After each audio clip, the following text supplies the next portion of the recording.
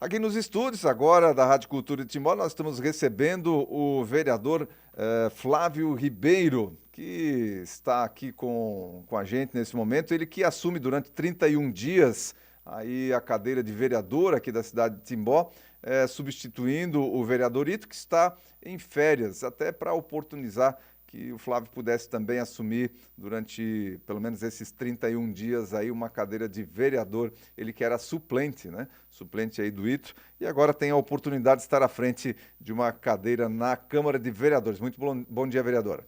Bom dia, Aldair. Bom dia, caros ouvintes. É uma satisfação muito grande poder estar aqui nessa data. Bem, o Flávio que é da área da segurança, ele que é policial civil, já foi policial militar e agora policial civil, assume uma cadeira na Câmara justamente num período, ele que está há 7 dias já no cargo e assume justamente num período em que a questão da segurança pública está em evidência, Flávio. Exatamente. Então, se me permite me apresentar rapidamente, eu sou Flávio Ribeiro, natural do Paraná, tenho 38 anos e desde os 21 eu atuo na segurança pública. Eu ingressei na Polícia Militar e, tendo me formado como soldado, fui deslocado aqui para Timbó. Não era daqui, meus pais moravam em Porto União, Planalto Norte, e vim para cá com a ideia de retornar para Porto União junto da minha família. Ocorre que eu cheguei aqui e fiquei impressionado com a segurança, com a cultura do povo, e comecei então a fazer minha faculdade de Direito. Logo conheci minha companheira, a Josi, e a gente formou uma família, e como eu fiquei surpreso com a qualidade de vida aqui da cidade, acabei ficando e decidi fixar minhas raízes. Então, a segurança pública, ela sempre foi e sempre foi o meu norte, foi o que eu sempre fiz na minha vida, ao longo desses 16 e 7 anos. Acabei saindo da Polícia Militar, ingressei na Polícia Civil, concluí meu curso de minha especialização em gestão de polícia comunitária e a segurança pública é minha vida.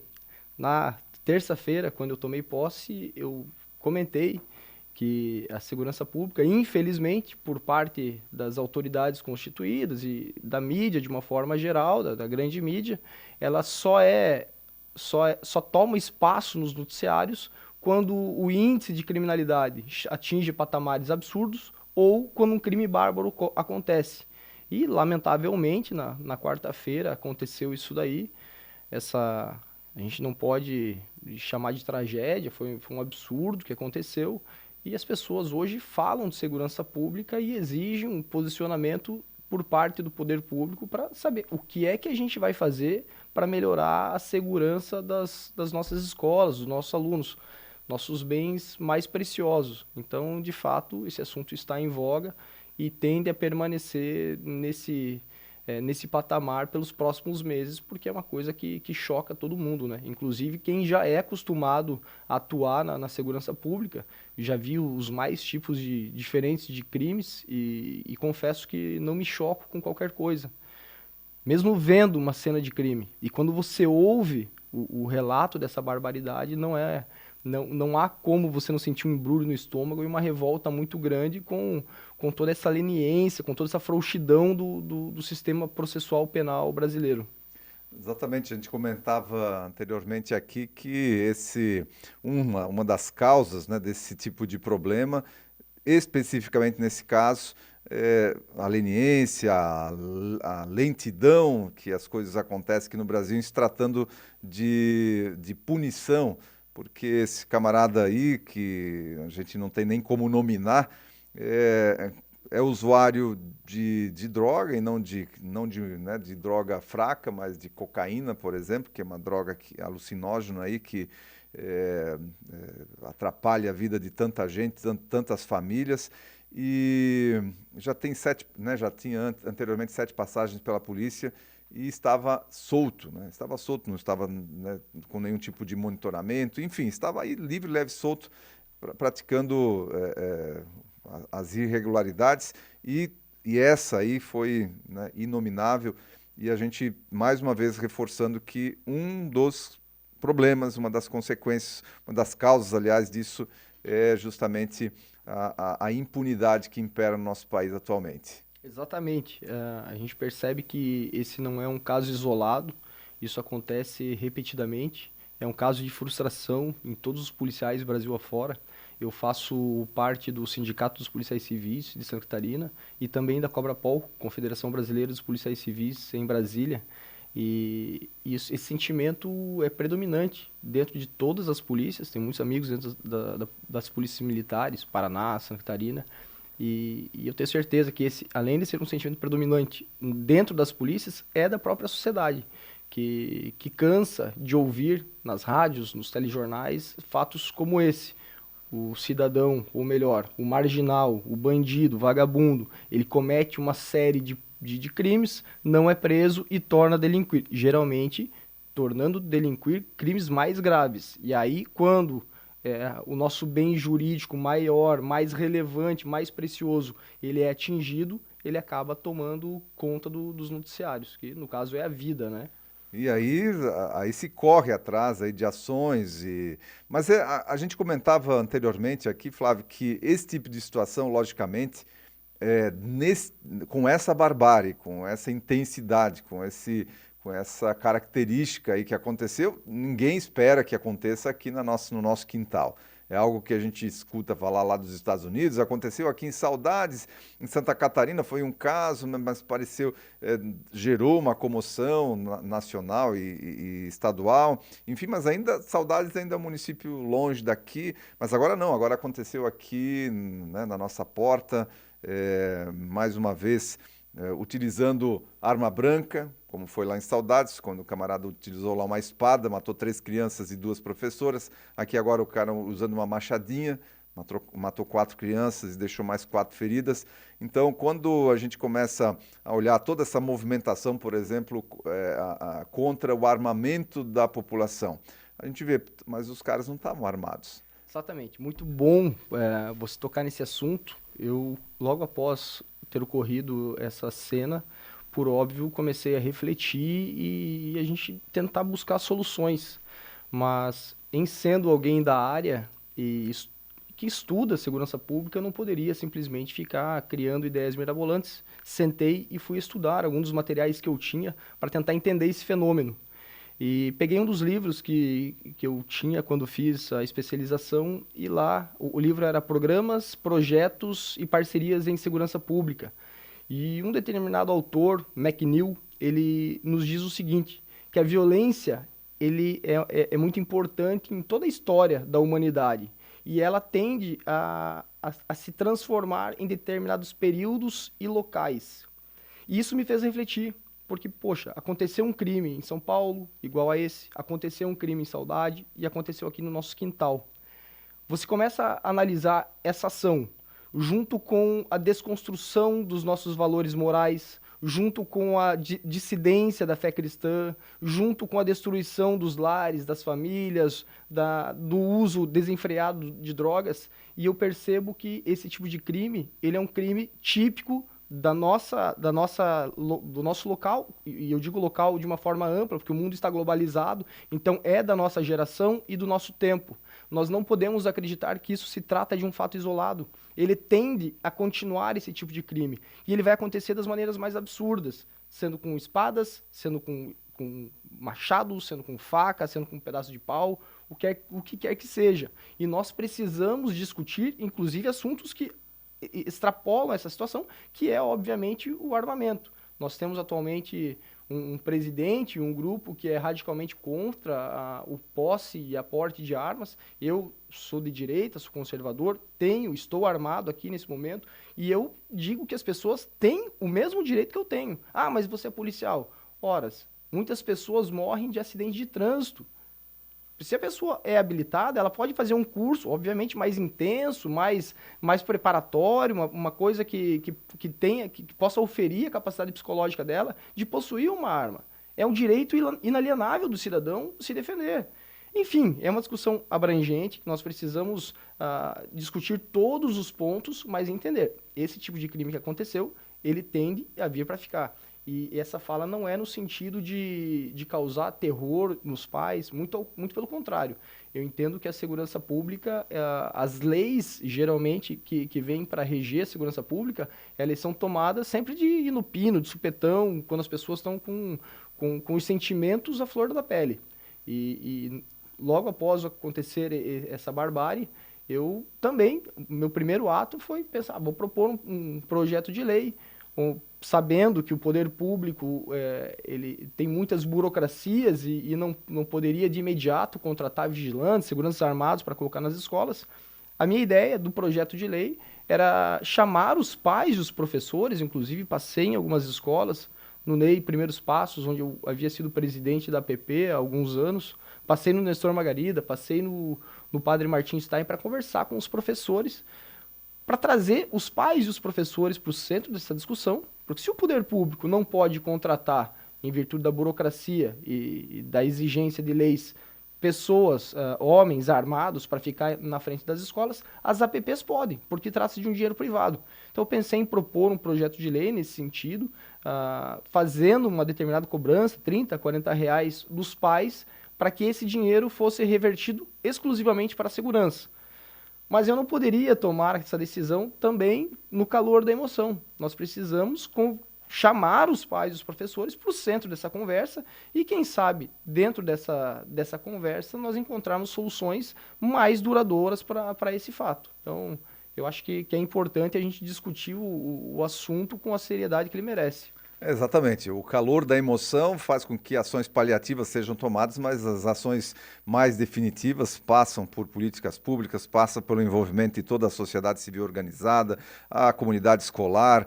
E nós temos que lembrar que segurança pública não é só a comunidade escolar que precisa, né? Nós precisamos de segurança pública em todos os âmbitos da nossa sociedade. Agora veio para o centro da discussão a escola, mas até pouco tempo atrás nós tivemos assaltos repetidos aqui na nossa cidade e era isso que estava em pauta, a segurança do comércio, das pessoas que frequentam o comércio da nossa cidade. Daqui a pouco começa uma onda de assaltos a residências e aí a gente vê que segurança não é, né, não é uma célula aí, mas é todo um âmbito da sociedade, Flávio. Perfeito, é isso aí mesmo.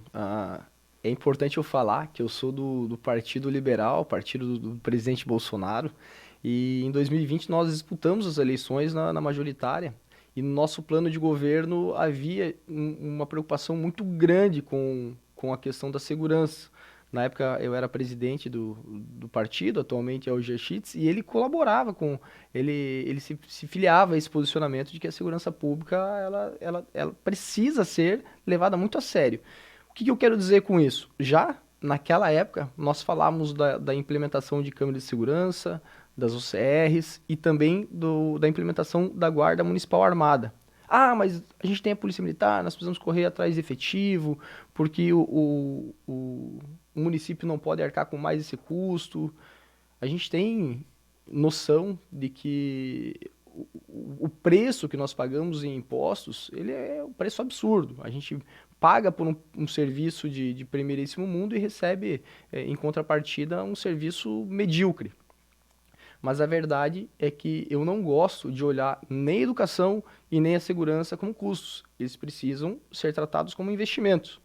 Eu entendo que se nós tivermos uma guarda municipal armada e se nós investirmos em educação, a gente vai estar semeando sempre coisas positivas e nós mesmos poderemos colher esses frutos. Então, a comunidade empresarial, sobretudo, defende que a segurança pública é dever do Estado.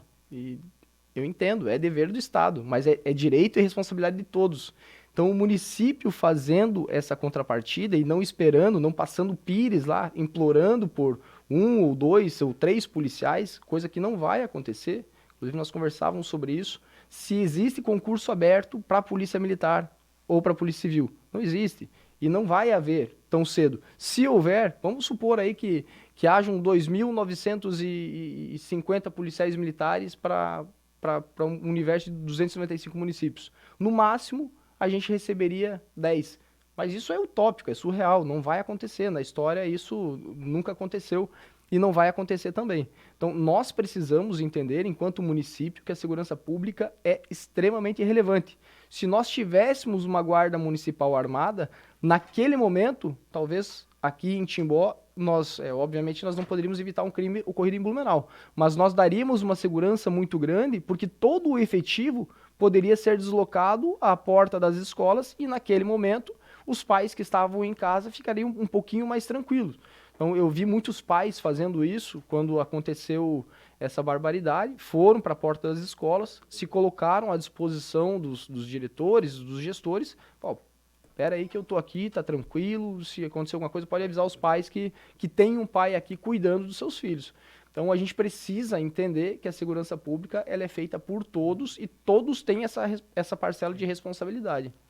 Muito bem, Flávio. Você já demonstrou em toda a tua fala até aqui a tua preocupação e a tua experiência, teu conhecimento na área de segurança pública. Agora vamos voltar um pouco aqui para a Câmara de Vereadores de Timbó. Você assume aí durante 31 dias, já está há 7, no lugar aí do Ito. E quais são os teus planos políticos, né? Porque você está aí nesses 30 dias, 31 dias, e vai ser o que você vai ter aí de oportunidade nesse mandato.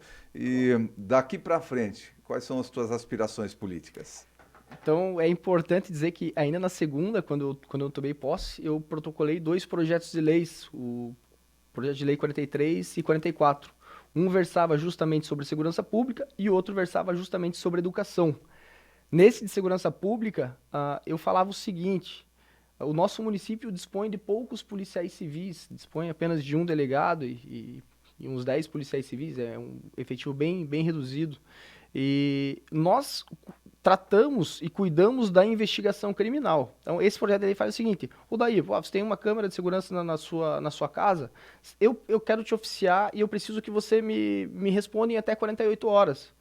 Já existe uma lei federal que fala sobre isso, mas ela não diz exatamente quem é que pode fazer. Aliás, diz só que o delegado de polícia pode fazer. Só que se o delegado pega férias, o escrivão, ou o agente, ou a psicóloga tem que ficar 30 dias esperando ele retornar para que faça esse ofício.